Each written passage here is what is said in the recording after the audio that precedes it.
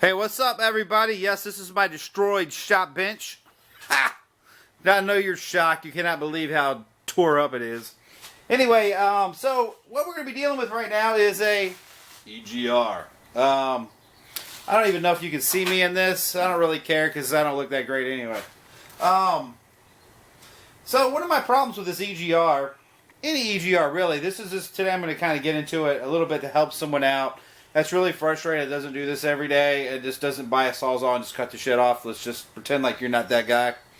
So, what are the problems with the EGR valve? It isn't so much the 10 millimeters. You only need two bolts, two 10 millimeters, just mount it to the side of the intake, no problem. That's generally on any Ford. The problem's always this 1 1/16 right here, which you see works perfect if you could get that side of the wrench on it. But the real problem is when you try to get on here, but you can't because you're crooked. You see what kind of a pain in the ass that is? I mean, you can do it eventually, but there you go. I don't have space. You don't have space. We don't have space to get it here. So what do we end up doing? We end up using a pipe wrench. You get a pipe wrench on it the best you can, push down on it, and because you got to catch it at an angle. But maybe you don't have a pipe wrench, and you're like, damn, I got to get this thing off. How am I going to do it? All right, I'm going to give you a little hack in life here on an EGR valve for a Ford, because they're all pretty much the same. And you know what? I'm not even going to charge you for it. It's just free. It's just because I want to entertain you, because I love you so much. Nah, that's not what it is. It's just for entertainment. Okay, so here we go. This is one I have laying around the shop. I just wanted to give you one that was together. And for the argument's sake, I've already taken it apart. But I'm going to get behind the camera and give you an up close to an EGR actually coming apart. So let me do the best I can of putting this little piece of you-know-what back together. I'm going to put this here. I kind of think this one here. Oh, it's got a little plunger in it too. Put that in there. If I can even get to it. Probably can't. It's alright. And this, then that. Okay. Pretend like you haven't seen anything yet, and I'm going to come over here and get behind the camera.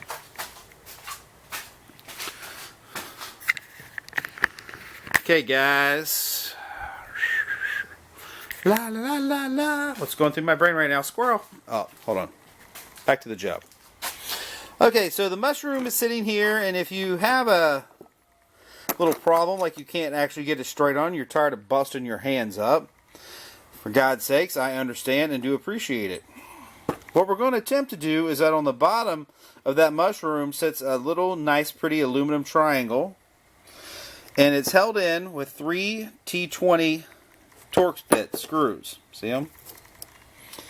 And when we get to those, when you twist them, they're probably going to break the heads off. That's okay. We don't care.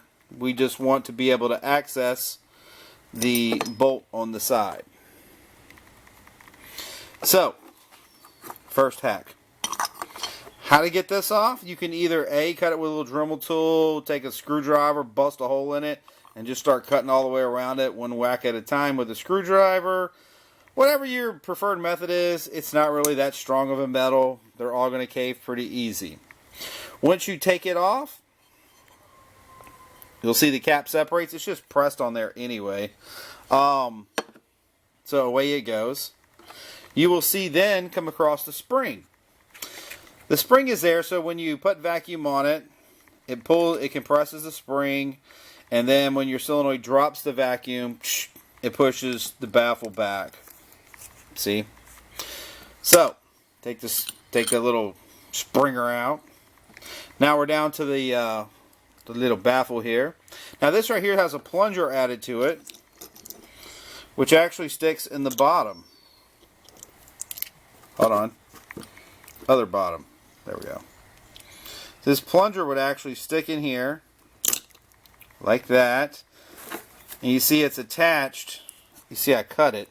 But it's actually attached, so it's going up and down, which in a relation is actually either A, opening or closing your EGR. Meanwhile, when you get that off, you'll just have this little guy, the bottom piece of the frame, sitting on it.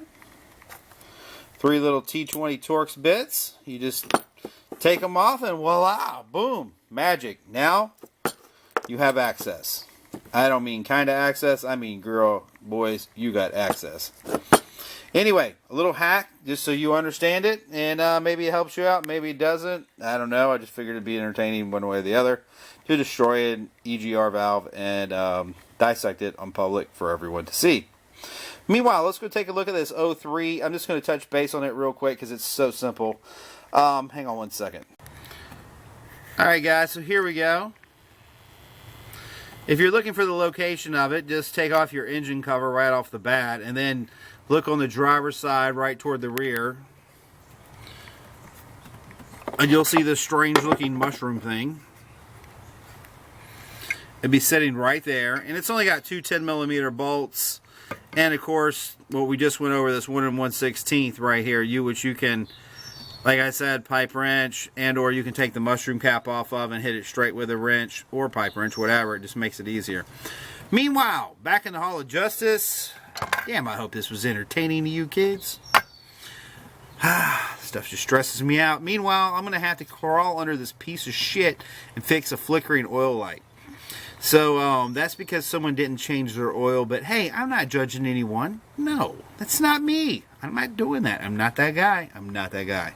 Meanwhile, we support our military. Good job, boys and girls and the troops.